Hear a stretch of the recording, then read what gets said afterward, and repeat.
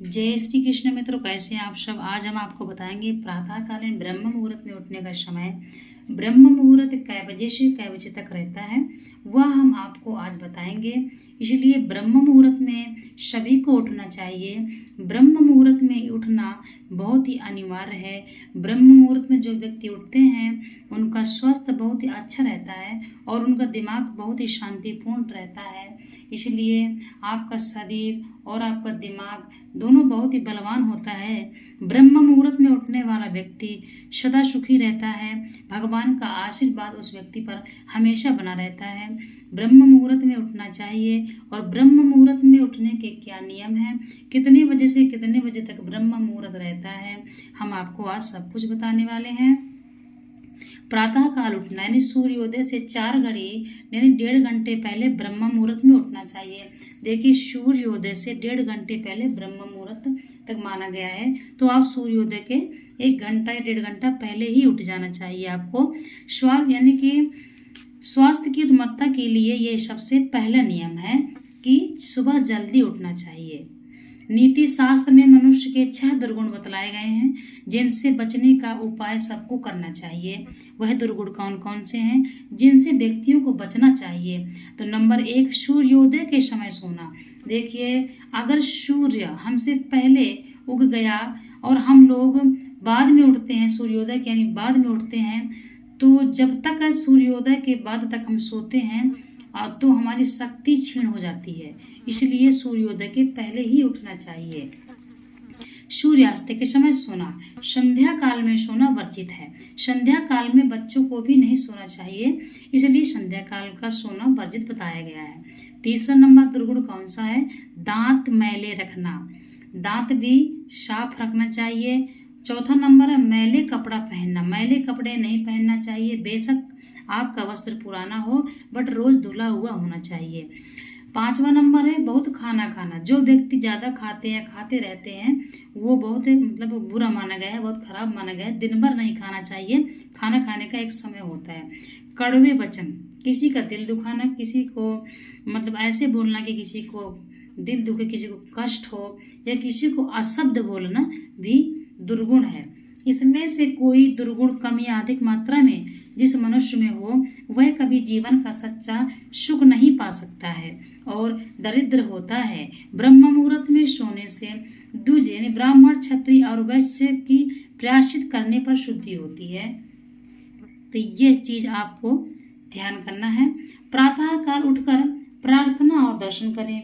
देखिए, जब हम प्रातः काल उठते हैं तो हमको सर्वप्रथम क्या करना चाहिए? तो उसमें सबसे पहले आपको अपने दोनों हथेलियों के दर्शन करना है। कैसे दर्शन करना है, क्या करना है?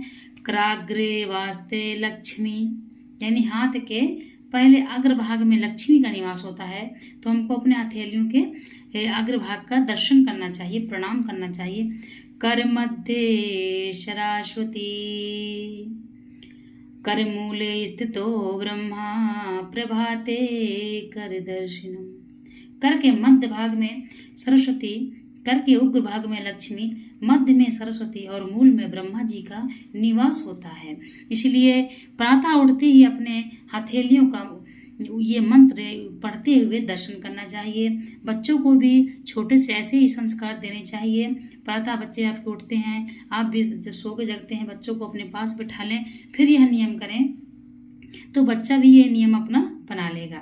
तो सबसे पहले उठ के आपको यही करना है, अपने हथेलियों का दर्शन करना है और इस तरीके से यह मंत्र पढ़ना है। जैसे कि आप कराग्रे वास्ते लक्ष्मी, अपने हथेलियों का दर्शन करें और लक्ष्मी जी के दर्शन आपको अपने हथेलियों में ही करने हैं।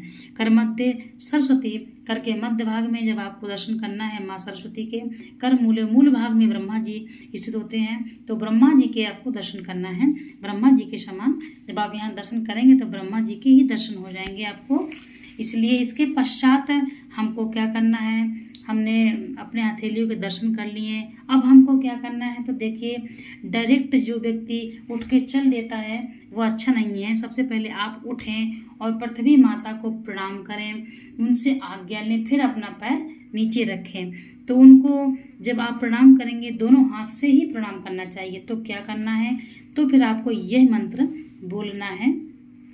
समुद्र वशने देवी पर्वत स्तनमंडले विष्णु पत्नी नमस्तुभ्यं पादस्पर्शम क्षमस्व में। आपको यह बोलना है। यह श्लोक बोल करके आपको पृथ्वी माता को दोनों हाथ से प्रणाम करना है। एक हाथ से कभी किसी के पैर नहीं छूते हैं, हमेशा दोनों हाथों से प्रणाम करो। चाहे आपका कोई गुरु हो या कोई बड़ा हो, आपका घर के सदस्य हो या देवी देवता, कहीं भी आप प्रणाम करें तो प्रणाम करने का एक यही नियम है कि आप कभी भी एक हाथ से ना करें, दोनों हाथ से प्रणाम करना चाहिए। इसलिए इस बात का भी आपको ध्यान रखना है। और ये इसका मंत्र का अर्थ क्या है जो हमको पढ़ना है, पृथ्वी माता को दर्शन करना है, प्रणाम करना है, तो वह मंत्र का अर्थ क्या है। समुद्रवसने देवी पर्वत स्थन मंडले विष्णु पत्नी नमस्तुभ्यं पाद स्पर्शम क्षमस्व में। तो इसका अर्थ ही बता रही हूँ आपको।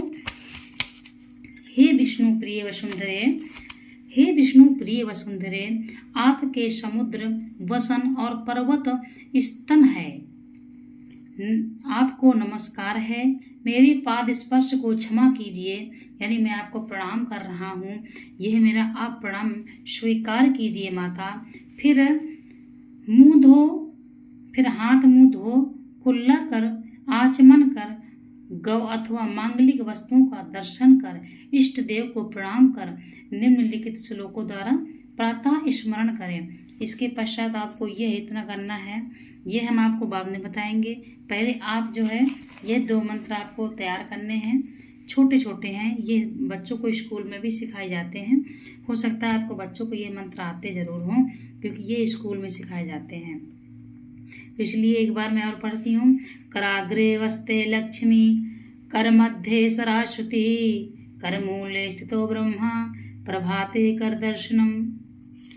पृथ्वी का चरण स्पर्श करते वक्त कौन सा बोलना है। समुद्र वसने देवी पर्वत स्थन मंडले विष्णु पत्नी नमस्तुभ्यं पादेश्पर्शम क्षमस्व में।